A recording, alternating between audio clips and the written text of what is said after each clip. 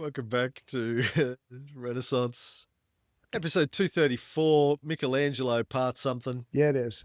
In our last episode, I don't know if you can remember back that far, Ray, Yep. but we talked about how 1506, Michelangelo is the most famous artist in Christendom. Mm-hmm. He's just getting commissions left, right, and center, not finishing half of them, but it doesn't matter. Doesn't matter. He is busy as fuck, and he's also doing stuff that are freaking people out. I used the analogy last time. It's like if you'd only ever seen bad acting and all of a sudden you see De Niro or Pacino or Brando and you're like, oh, holy shit, I didn't know you were allowed to do this. Exactly. That's what he's doing with sculpture. Yeah. Well, I like his different interpretation because as we're probably gonna find out, but what a lot of artists would do, because we've talked about the financial struggle that artists have to go through, even in Florence, a lot of them would kind of, with all due respect, almost cookie cutter. They're like, oh, you like that? I could do something like that, and it would be yours. They give the people what they want. Whereas Michelangelo is like, I'm gonna go and think and bring a completely different point of view to something like David, like the Pietà. And you could argue that he doesn't really do the same thing twice, which again is pretty cool for an artist, except for three things that we're probably going to go to in this episode. But again, he is just breaking the boundaries. They don't exist for him, and people are loving him for it. Loving it. Right. Well, what we're going to talk about in this episode is the Tondi that he does. The Tondi, Tondi. Where does the word Tondo come from, Ray? It's from Tonto from the Lone Ranger. It's Tondo, but the plural is Tondi. That's a group of Indians, I think. No. Is that something to do with round? And I'm totally guessing here. I'm going to go with round, but I have no idea. Rotondo. There we go. Like a rotundo. Rotondo means round in Italian. It was abbreviated to Tondo. And if you had many of them, they were Tondi. And he made 3 Tondi in 1501 to 1506. Yeah. And they're pretty incredible. Pretty amazing. Now, yeah, this was kind of a thing in this period in Florence. Wealthy Florentine merchants wanted tondi, these circular artworks, either sculptures or sometimes painted. Yeah.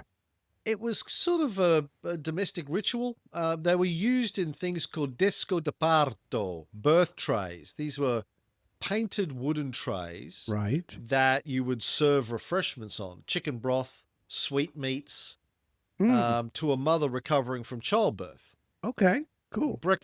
A breakfast tray, basically. Right. You're bringing a thing in. She's lying in bed. Right. Thank God I didn't die from childbirth. I'm one of the lucky ones. This time. Sorry, go ahead. Yeah. And the birth tray was sort of a sign of social success. Hey, you didn't die. I got an artist to paint this, paint our family on a wood. So when she finishes eating the meal after birth, her reward is she gets to see her family. I can't think of anything nicer. Yes. Hey, you survived. Congratulations. Here's some breakfast cereal. Exactly. But over time, they became sort of a statement. So they would become more and more elaborate, and they'd be hung on walls. Right. Maybe to celebrate the birth, maybe to celebrate the survival of the mother. Yeah. They'd be hung on walls of bed chambers, something like that. We have that in the South. We do plates up on the wall in the trailer. We've got Jesus, Elvis, the dogs playing poker. So it's practically the same thing. So, but it's a plate. So some Reagan. Traditions, plate, literally like a plate. Ronald Reagan. We have Reagan, Yeah, the latest version of God. So again, we have those, and so some things are good enough where they're passed down and jump over oceans to other countries. And they would be hung in like nurseries. Right. Sort of a symbol of the success of the birth of the baby and all that kind of stuff. And because they were round and often had religious scenes in them, the roundness of it was like a built-in halo. So you've got, oh, here's Jesus and Mary in a halo looking down at you. Oop, halo. You know it's good because it's round. Right. I don't know. Okay. But they were mostly painted. So your Botticelli, your Raphael, they all did Tondi. Yeah. They were painted on wooden panels. Michelangelo was one of the few to try and do them in marble. Of course. Now, you can imagine, how heavy marble is. To get a marble thing and put it on a plate or on a wall Yeah. was going to take a certain amount of support and backing, Mhm. particularly if it's high up above a doorway, above a wall. Yeah. Don't want it to fall down, hit the baby on the head, kind of defeats the purpose, celebrating the birth. No. If We lost the baby today. What happened? Fucking Tondo fell on him. God, I told Mark, I said, that's not strong enough string. But no, would he listen to me? Now we got a dead baby. Sorry. Go ahead. Now, Leonardo did Tondo. We talked about his. Oh, yeah. But he painted his and used it to do sfumato, demonstrate the sfumato technique, the blurring, smoky technique. Michelangelo's going to take a different approach. He uses a thing called non finito. Like, I'm not finishing this. That's Fuck right. you. You didn't pay me enough. I'm out. Yeah. We talked about in some of his earlier sculptures then the not finished aspect of it, because there's different theories. Of course, he didn't ever like tell us exactly why.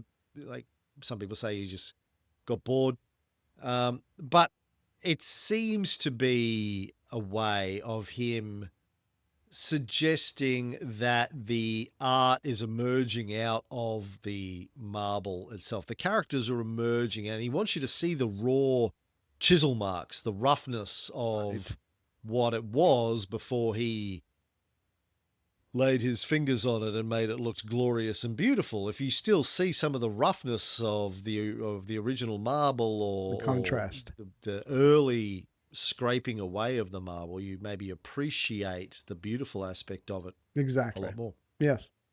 So we want to talk about these. I mean, it's fascinating because these are his most celebrated artworks. Like, this isn't the Pieta, this isn't the David, but in and of themselves, they're really interesting and worth looking at and paying attention to. And particularly because one of them is painted. And as I said at the end of the last episode, it is the only surviving panel painting by Michelangelo, which may seem surprising. Yeah. Because we think of him as incredibly prolific, did a lot of painting, but most of it's on ceilings and not on a panel. Right. Yeah. So do you want to do you want to say something? How do you do? Well, no, or just that. And the one that's painted that we're going to get to in a second, that is my favorite of all paintings. When we were in the Uffizi and I saw that and I didn't know it was him, I took one look at that and I was like, that is the most amazing thing I've ever seen in my life. And it's still my favorite today. So anyways, I'm excited about that. Did you immediately say, I'll pay you half of what we agreed? Yes. No? I dragged my family when we were in the Uffizi. I dragged my family directly to that painting to show them in there. And they didn't appreciate it as much as I did because they'd missed a whole bunch of stuff because I dragged them. So I didn't talk to them for the rest of the day. But you don't want to hear about my troubles. Go ahead. Go ahead. Now, there were standard ways that you approached a Tondo, standard scenes, depictions that you painted. Michelangelo, of course, isn't going to do any of that kind of bullshit. He's going to do his own thing because he's the man. Yeah.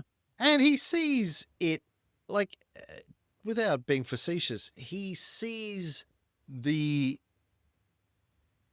depictions of the characters in the scenes as part of the evolution of art. There's no point just doing the same thing over and over again. Where's the fun in that? Exactly. He wants to revolutionize art. He wants to bring a new level of realism, as we said at the end of the last episode, to art.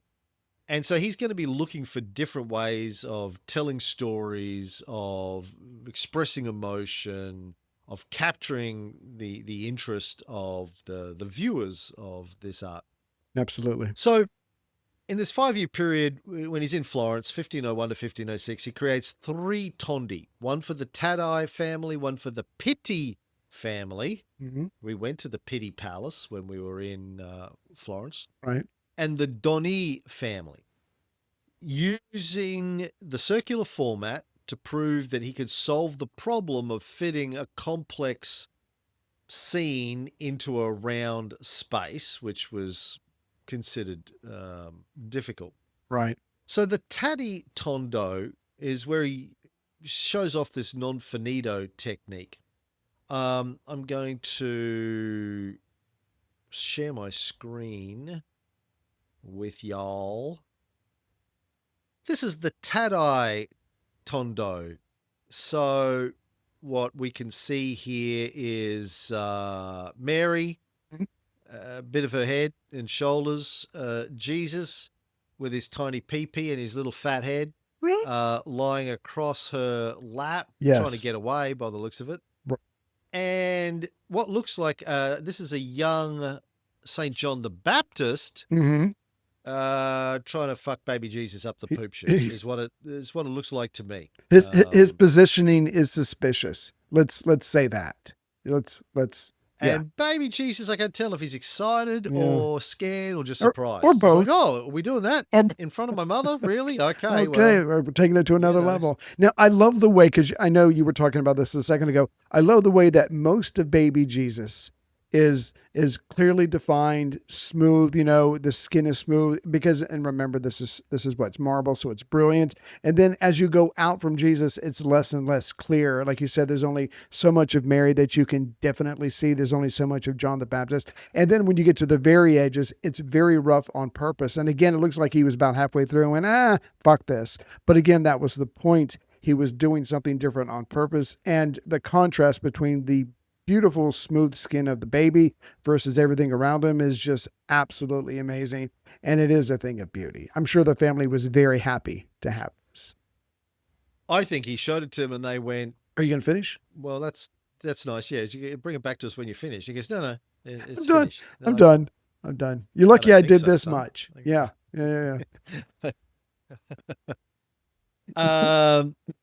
Yeah, look, personally, I really like this non-finito approach. Yeah. I like the way that you can see the shapes emerging out of the marble. But if you look at the skin of John the Baptist, the hair and the skin, he hasn't even polished this down. Exactly. Like, there's still rough marks on this. Yeah. And maybe there is some symbolism in that too. Maybe this is him saying, you know what? John was not as good as Jesus. He was sort of the earlier version of Jesus. Yeah. God kind of made him cool, but not as cool as Blade or Jesus. And he was. I knew what he was doing. Yeah. Yeah. Yeah. So there's some, no doubt, Michelangelo's thought about this deeply. There's a whole ton of religious and theological symbolism in this. Right.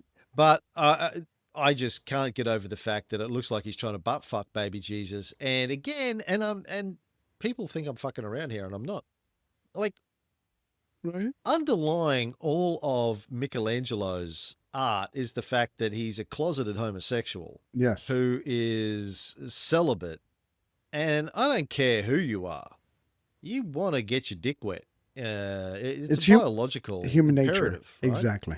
Yeah. I'm thinking about it right now. And I think he's just he's either getting his sexual urges out in the marble, or he's just having fun. Like, yeah. I'm gonna show baby John fucking baby Jesus. It's fucking awesome. And yeah. Anyone who accused him, he's like, "Oh, what are you talking about? You're crazy. That's crazy. Disgusting. You're filthy." There's at least an inch between them. Yeah, no, you're crazy. Yeah. You're fucking crazy. And it doesn't look like he's grabbing him to ride him like a horsey. He's like, he's reaching out to grab his hair to pull it back. No, that's where did you get that from? Because I look at this, I want to go, whoa, horsey. You know what I'm saying? That's exactly. Yeah. Anyway, and Mary's look she's on okay. Mary's face she's is okay. She's like, oh, okay. Again. This reminds me of that time the angel came to visit me. Yes, oi. Yeah. Yeah. Well, but it's amazing. That's the Tadai Tondo. Yeah, it is amazing. Yeah. let's look at the other one here above it, the Pitti, the Tondo Pitti. Yes. Similar but different. No butt fucking going on in this one. Thank Christ. But we have, well, Christ is thanking St. John. It's like, oh, please, Maybe give him a next time. rest. Yeah. Yeah. Yeah, it's just, I need to recover for a week. Can Right. you just give me a week? Preach. Again, like in both of these, Mary is not, we talked about the last time when we were talking about the Bruges Madonna. She's not looking at Jesus. Typically, she's looking at Jesus with maternal affection. Right.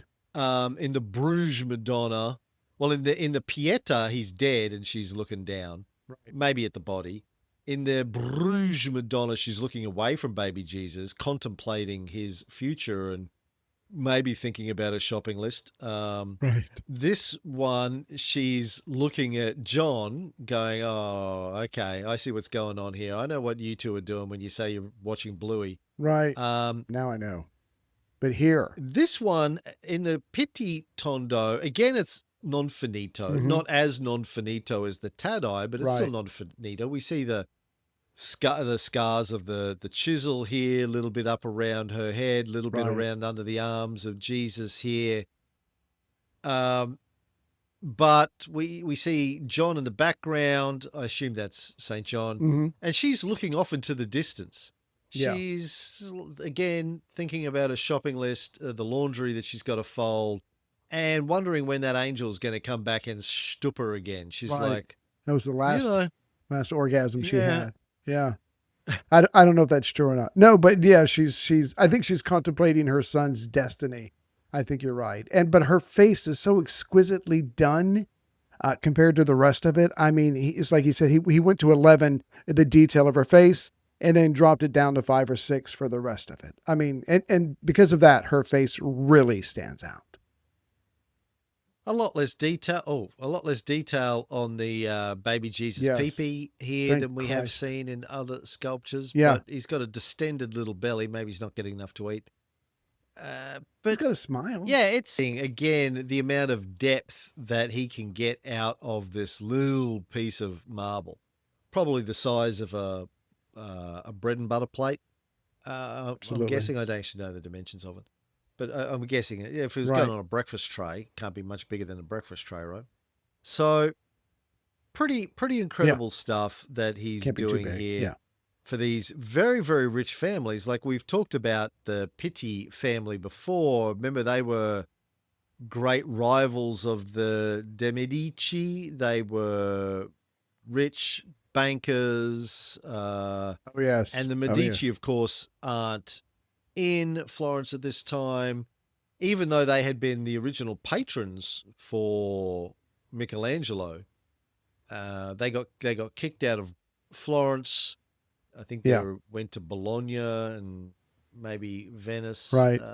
But they're out of the picture, and he has no qualms about doing something for one of their competitors and enemies, apparently. Hey, yeah. I don't do politics. I do art, and I do it very well. So keep your politics over there, and as long as your check doesn't bounce, I'm in. I'll do it. As long as your check doesn't bounce. I love it. Yeah. As long as it don't bounce, baby. So let me ask you before we go on to the third one, exactly how many minutes have we spent on Michelangelo painting? I mean, have we covered it and I just been hit in the head and I don't remember with D'Angelo's penis? I mean, I'm sure there's been some painting. I'm sure he's experimented. I'm sure he's done some, but he goes from us not talking about it a lot and to this third Tondo, which is, in my humble opinion, and there's nothing humble about it, absolutely brilliant. And it's a high watermark for the Renaissance art. I mean, just to go, and I just happen to paint a little bit too. Fuck you, Michelangelo. Yeah. Fuck you. Yeah, He's drippy with talent. not a lot of I'm sorry, painting. I'm done we ranting now. We haven't really talked a lot about the painting. We've never seen him paint. Didn't know he could paint. Surprising to me that he could paint. News to me. Thank you. But before we move on to the painting, I just Where want to were finish talking about some of these tondos. Yes. So Oh, The please. Tadai Tondo, by the way, the one that's most non-finito, the butt-fucking Tondo, is currently held in the Royal Academy of Fine Arts in London. So it's been a major influence on British sculptors. And it's one of the few Michelangelo Mm. sculptures that you can see outside of Italy. It's sort of a pilgrimage for art students in the UK. You have to go and Oh, have a wow. look at this.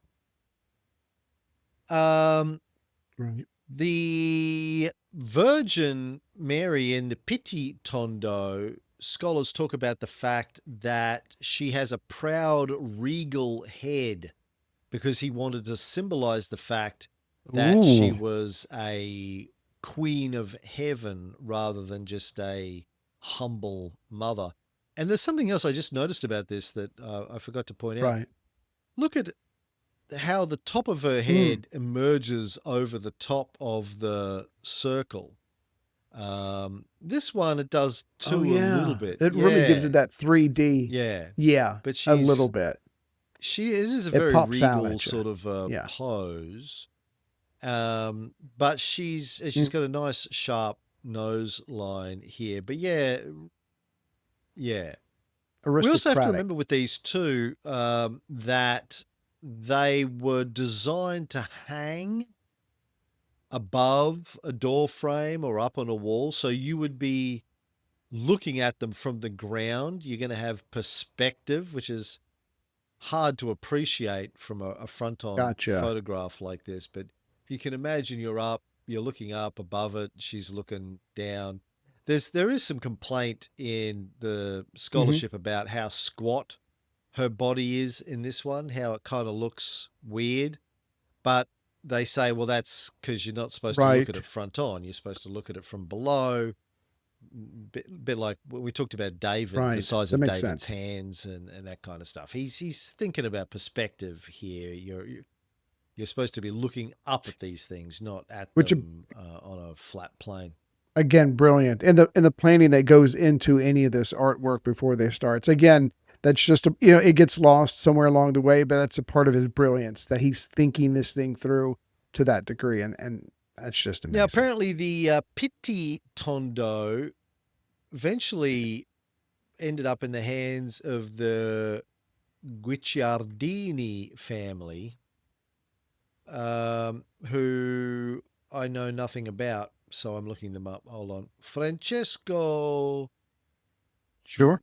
Guicciardini, Italian historian and statesman, a friend and critic of Niccolo Machiavelli, considered one of the major political writers of the That's how we Italian got it. Renaissance. He wrote The History of Italy, paved the way for a new style in historiography Mm. with his use of government sources to support his arguments and the realistic analysis of the people and events Oh. of the time. Well, I must have read this. I just forgotten the name. Oh, good for him. We doff our cap to you, sir. He was the original Nice. podcaster.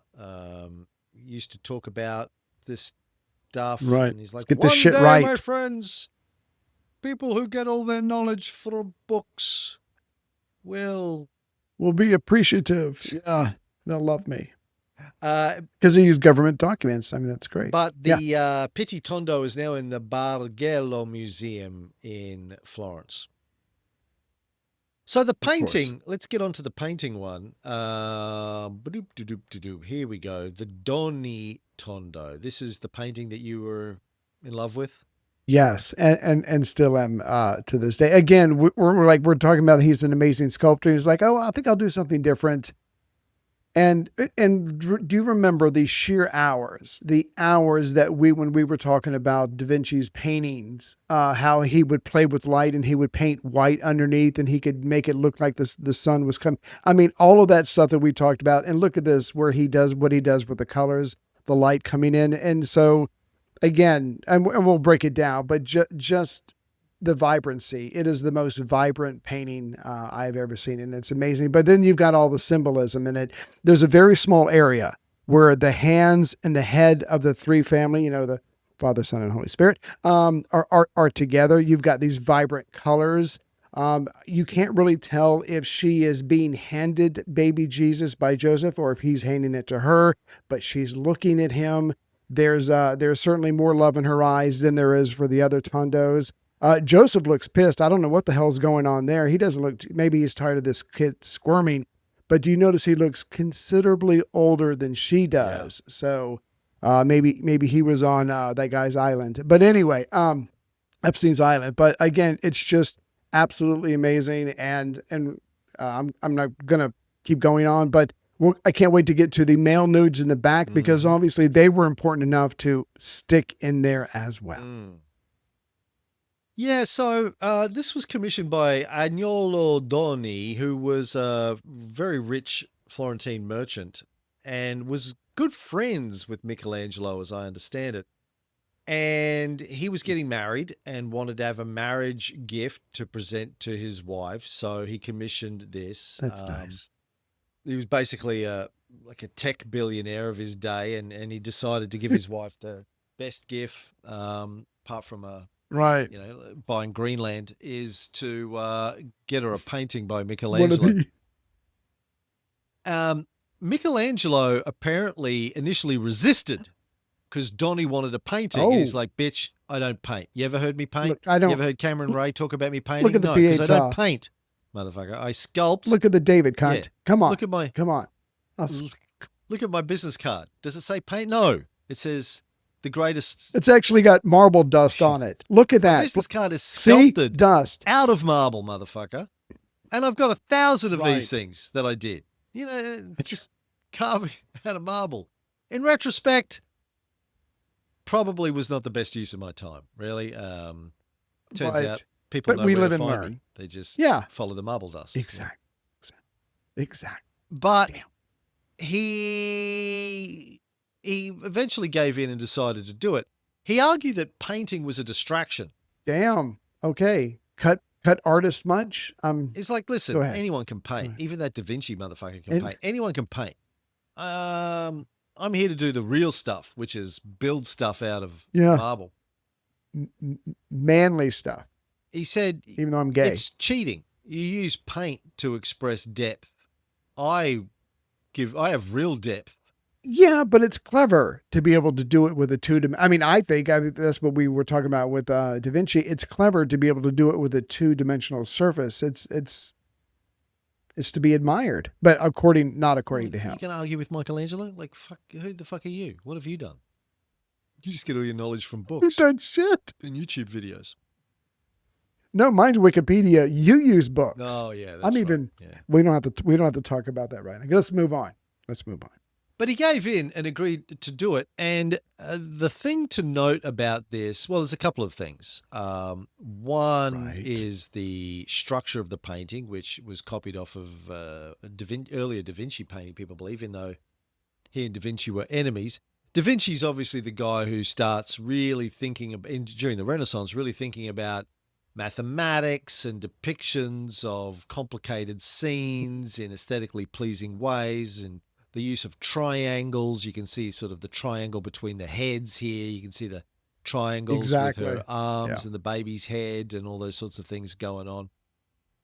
But he's also using a particular approach to color, which is fairly original. I don't know if it's completely original to him, but this is famous for his use of it. It's called cangiante. Cangiante, cangiante. It's a painting technique where you use relatively pure colors, and when you want to shade, you actually switch from one color to another color to really provide like a dramatic change in lighting and shading, as opposed to Da Vinci and people who were copying Da Vinci, where they were using sfumato, smokiness, chiaroscuro, and unioni, where you would, create slightly darker layers of a color or slightly brighter layers. You'd start with the dark first and then slightly lighten it as you paint on top of it to bring out the light.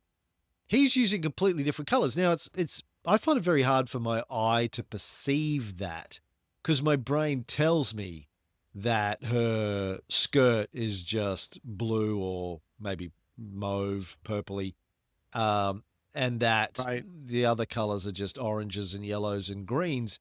But he's actually using different colors. He's using a white or a light color, and then he's using a dark color, not darkening or painting lighter layers on top of the dark color. He's using starkly different Right. versions of the color, but it's producing that sort of dramatic effect of, Highly effective. yes, it sort of really jumps out at you. It's very, very bold.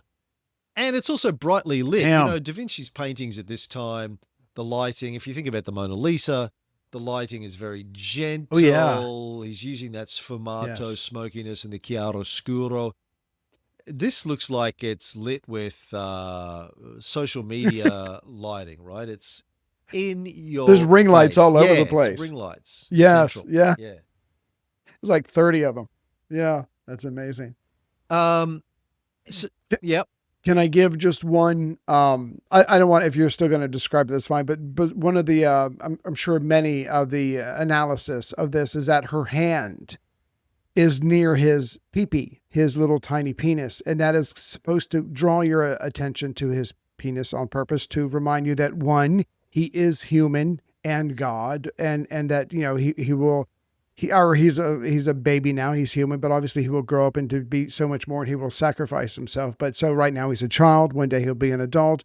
Right now he's human, one day he'll be, or more divine, or whatever the proper thing is. But her hand isn't just there, whatever, and it does draw you to him. And again, I'm still trying to get over Joseph's serious countenance, but he's probably had enough of this kid squirming for the last 2 hours. Oh, yes. Yeah, he wants to take this kid and...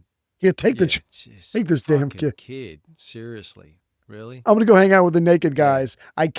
I can't. Sorry. Go ahead.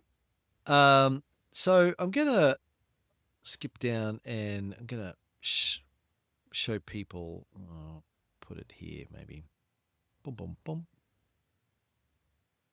So apparently it was inspired, the structure of it was inspired by Da Vinci's The Virgin and Child with St. Anne. You can see the main players here are tightly integrated. She's sitting on her lap for some reason. Doesn't look very comfortable, but why not? It's just two girls hanging out, having a good time in the park with a baby and a lamb. Scissoring. Right. But this was painted in the early 1500s, but there was a cartoon of it, like a preparatory drawing that Da Vinci had done in the early 1500s, which Michelangelo supposedly had seen somehow. I've still got the impression that he and Da Vinci hated each other, but apparently he got an opportunity to see the early version of this. I don't think Da Vinci was as secretive about his stuff as Michelangelo was. And it's like, hey, you know what? I'm going to beat you to the punch, and I'm going to do my own version of three people wrapped up tightly interconnected in the center of a painting. I can kind of see that. Can you see that? It's like they're looking at each other. Absolutely. It's kind of similar. So yes, the scholars tend to think that he was motivated or inspired by this. Well, he took it to a whole different level. So congratulations to Michelangelo. Oh, a paintbrush? Yeah, I think I can do this. Masterpiece. But if you look at the difference between the brightness and the coloring, like the Da Vinci, obviously, oh wow, I mean, this is not in the best condition either, but gentle, sort of more natural light, easy on the eyes, a little bit smoky, a little bit delicate. Yeah. This neon colors. This is like, that's 1980s. Yes. That's 80s pop star, pink hair.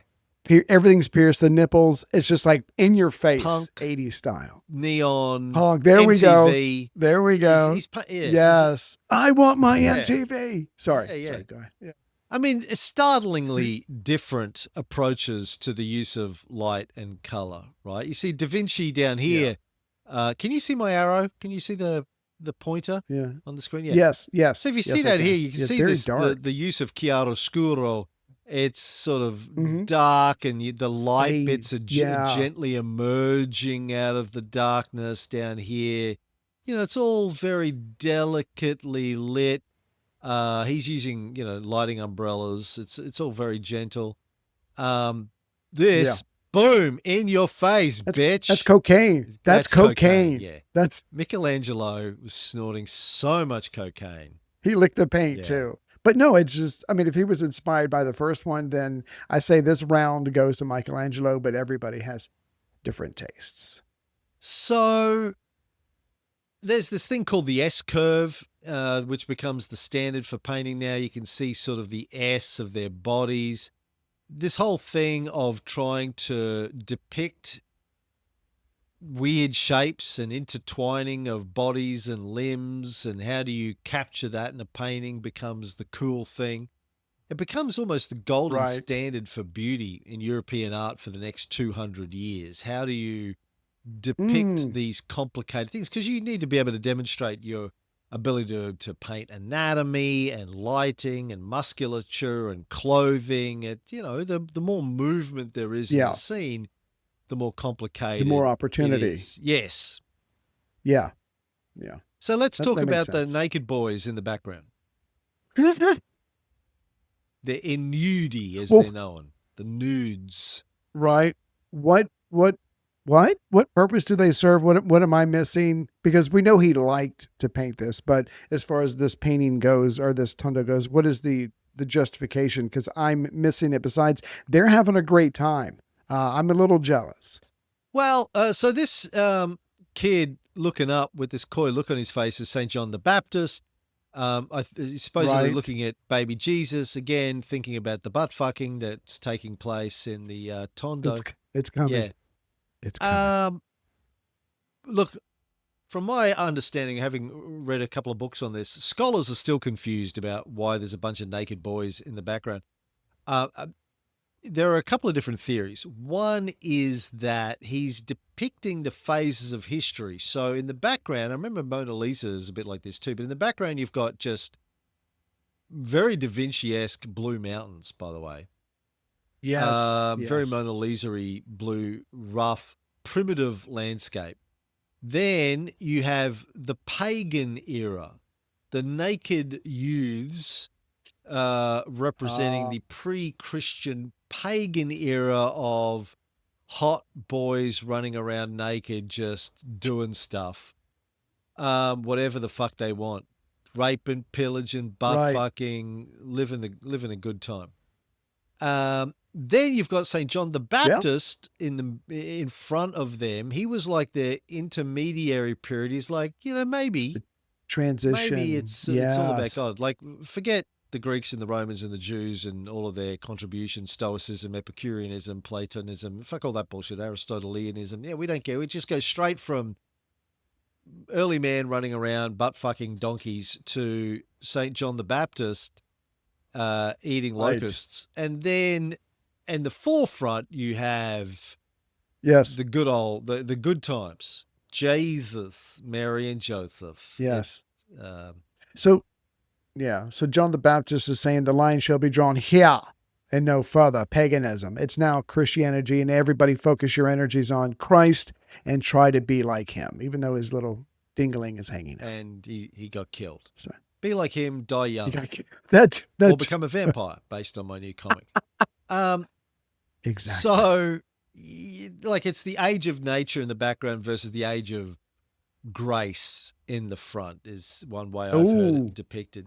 I I But like there are a that. whole bunch, because this is the only surviving panel painting of Michelangelo.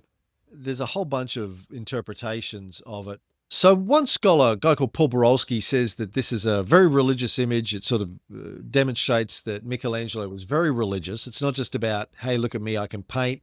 He's Yeah. trying to do something that's very a devotional image. Vasari apparently talked about how it had a lot of religious cues in it that might not be obvious to modern viewers. You had to be there, basically. The baby Jesus being Right. handed either from her to Joseph or Joseph to her as a gift is apparently a bit of a linguistic pun, because the guy who commissioned it was Agnolo Doni, which is similar to the Italian word for gift, donare. Right. So it was the gift for Doni, etc., etc. Like, oh, also, yeah, Jesus being given as a gift to the world, kind of thing. I don't know. There's another art historian, Mirella Levi d'Ancona, who says it's actually a complex map Right. of Michelangelo's personal views on the soul's immortality. So I should share the image with you again. That dropped out, right? I'll share it here. I'll whip it back Right. out. Yes, his personal views on the soul's immortality. Something to do with pagans and butt fucking and babies. I don't really understand. Damn. Yeah. Yeah. Now, Whip that back apparently, out. I read this in a book. Yeah. Michelangelo was heavily influenced by Savonarola's preaching. Now, we know Savonarola was gone by this stage, but had been very powerful when Michelangelo would have I'm been a young here. man. I'm here for that. Michelangelo was, Sorry, go ahead. With the Medicis at some point. Savonarola had gone, but he was very religious, which, again, when Right. you take the fact that he was a closeted gay man, Savonarola hated the gays. Mm-hmm. So, not exactly sure what Michelangelo's religious views personally were, and I don't think anyone knows. Like, some scholars say he was very religious, others say that he was a humanist and had, sort of secular ideas. The fact that he grew up in the Medici household would tend to support that, I think. But I don't think it was either or with these guys. I think this was a period where you could be both deeply religious and also entertain a lot of secular ideas and thinking about it. How does it all work? You may not be an out and out atheist, but you're like, yeah, maybe there's more to the story here than we've been told. Like your sexuality. It's complex. It's fluid. It's very, it's a spectrum. Exactly. You should know. Go ahead. Savonarola, being a Dominican, believed in maculism. Do you know what maculism is, Ray? Or that's used to be a the good opposite Catholic? of microism. No, I don't know. Please tell me. I think you're making it. Well, you know what a Big Mac is. So maculism. I do. Oh, all day long, son. Big maculism. Right. Maculism. So there's the traditional Catholic view that Mary was born divine, the Immaculate Conception. Right. Right. Which doesn't refer to Jesus. It refers to Mary, that she was born immaculate and stayed immaculate, which is why the angel had to ghost fuck her. Right. So they believe that Mary, so the Dominicans didn't believe in that, in the Immaculate Conception. They believed that she was not born immaculate, but she became sanctified at the moment when she conceived Jesus. When she got ghost fucked. And this painting has got something to do with Jesus sanctifying his mother. You see, he's like, he's blessing touching her on the head. Yeah. He's tapping her. Yeah. There. It's a bit there. It's a bit like Dorothy in Wizard of Oz. If you tap her on the head 3 times, she becomes sanctified. Twice, not enough. 4 times, too much. 3. You don't want to over sanctify. It's like salting. 3. It's like salting. Yeah. 3 is the number of thy counting, and the number of thy counting shall be 3. It's like salting your pasta. I made the mistake of over salting my pasta a few weeks ago. You don't want to do that. You really don't. I enjoyed it, but the rest of the family said it was too salty. 3, and you stop. And you put the salt down. 3 pinches of salt. 4. Too much. Don't want Mary to be too salty. There's also stories about how Christ is literally growing out of her shoulder. He's got one leg sort of hanging limp. The other is hidden, showing that he is part of her flesh. He's emerging out of her flesh. That's a bit much. Take God in the form of Jesus as taking on human form through the body of the woman. Right. his powerful muscles showing divine superiorities. He's a newborn baby, and he's about to stand on her shoulders and go, look at me, Look at I'm me. strong. I'm Yeah. rocking this penis. Wasn't there a god born from Zeus's thigh or someone's thigh? Maybe it's Yeah, Apollo, one of those. Apollo. Anyway, so maybe this is like that. Go ahead. Yeah, look, there's a whole bunch of interpretations you could spend years going through. And we're the not. 5 nudes representing the 5 parts of the soul. Oh. All this sort of stuff, which is, Right. bit of a wank fest, to be honest. But it's a really interesting painting for a whole bunch of reasons. But yes. Then we get to the bit where he's ready to get paid. Oh, is that not okay? Yeah. Oh, yeah. So when he's done, I'll get it started. When he's done, he wraps up this painting that he's worked very hard on, very carefully, and he sends a by messenger to Doni's house, and he's asking for 70 ducats. Is that a lot? I don't know. You tell me. But let's see here. So this guy is, like you said, he's rich. I think he's a banker or banking family.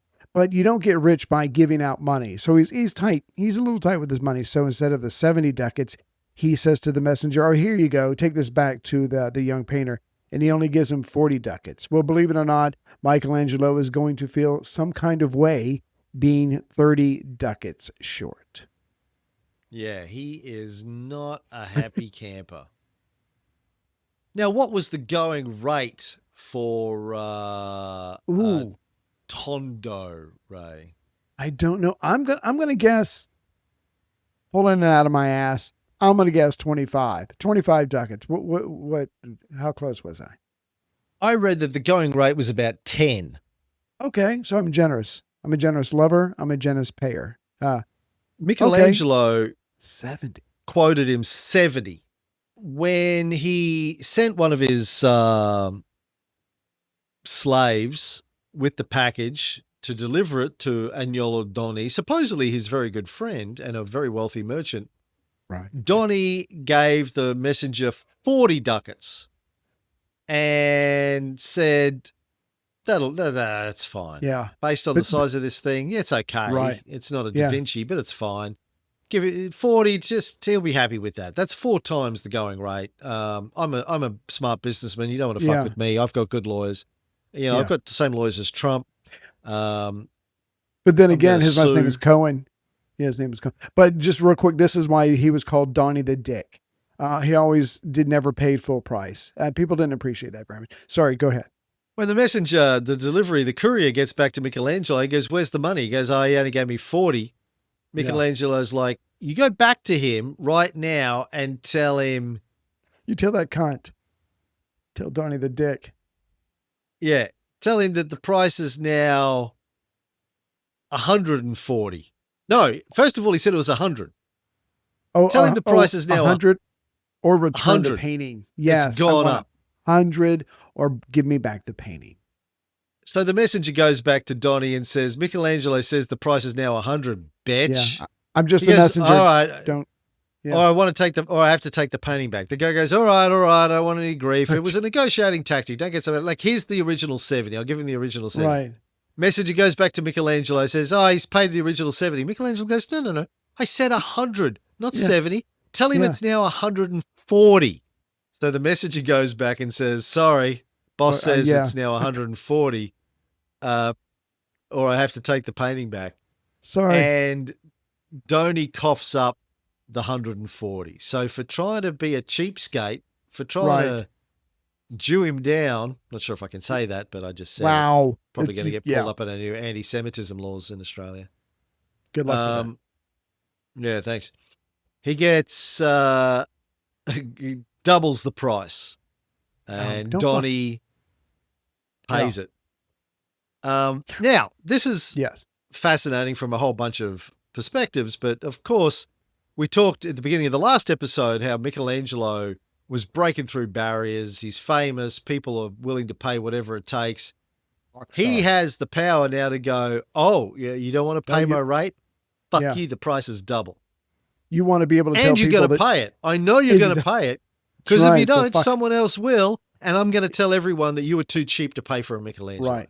And you could have told people, well, you could have brought them to your house because you're a banker, you entertain. You could have said, oh, and here is a work that we have from the one and only Michelangelo. Bitch, you won't be able to see that because I'm taking it back. So pay or fuck off. And again, when you're a rock star artist, apparently you can do that. Of course, that story would have spread too. It's a bit like it's a mafia boss technique, right? You know, right. Or when you go to prison, the first guy that gives you stink eye, You got you need to go over and hit him in the head with a chair, right? But beat the shit out of him so everyone gets the message, new boss in town. Yeah, I thought you is the new boss. Mickey's in town. I really thought you were going to say it's like, I don't know. Oh, there we go. There we go. We were talking about her just before. And you're right. The face does look exactly like that. The long, just held narrow, up my drink the cup. nose. I don't know why I didn't do that. Yeah. Well, we'll try to remember that for the future. No. I thought you were really going to say. Edit that in. Yeah, no, I thought you were going to say it's like, if you wanted Greenland, you say, I'm going to have Greenland no matter what I have to do. War is not off the table. I do see that. Oh, well, yeah. Hand further away. There we go. And then you back down off everything and you go, oh, we've worked out a deal. So, and there's not going to be any extra tariffs. No, but just, I mean, if this really did happen because it comes from Vasari, so you gotta kind of question the details of it. But yeah, there's a new sheriff in town. There's a new artist in town, and he don't take no shit. He knows what he's worth, or knows what he wants to be worth. And you said this at the very beginning of the last episode, he's breaking the paradigm. It's not you just hired one of these guys like a plumber. They are now going, or at least this guy's going, I know my worth or my perceived worth, and I'm willing to fight for it. So again, the dynamic is changing. And of course, it's going to change in a place like Florence because this is the birthplace of the Renaissance. A few years later, when Agnolo Doni wants his portrait painted, who did he go to get it painted? Was it Mickey? No, it wasn't. Who does he go? Does he go to? Tried to screw Leonardo? Mickey once. You don't get to. I don't think you get. You don't get to screw me twice. I remember you from Mickey last was in time. Rome by then. Anyway, he went to Raphael, who had been studying the work of Leonardo and painted the portrait in the style of Leonardo, not of Michelangelo. But I don't know how the negotiations went down with Raphael for the painting, but pretty sure he paid full price, and Raphael probably got the money up front. Exactly. Yeah. Artist talk. Well, the Doni Tondo, apart from everything that we've talked about, is actually the turning point for Michelangelo's career, because when he was offered the commission, he said, painting's for amateurs. No, I don't paint.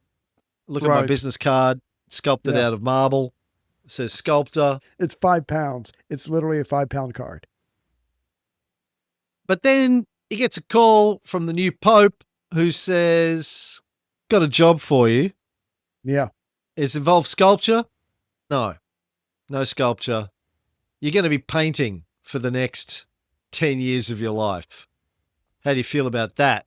He says, fuck you. He goes, oh, wait, we haven't talked about how much I'm going to pay you. He goes, all right, now I'm interested. Right. And he will bring that same approach to painting, the cangiante, that he does here to the ceiling of the Sistine Chapel. But we will have to get into that next time.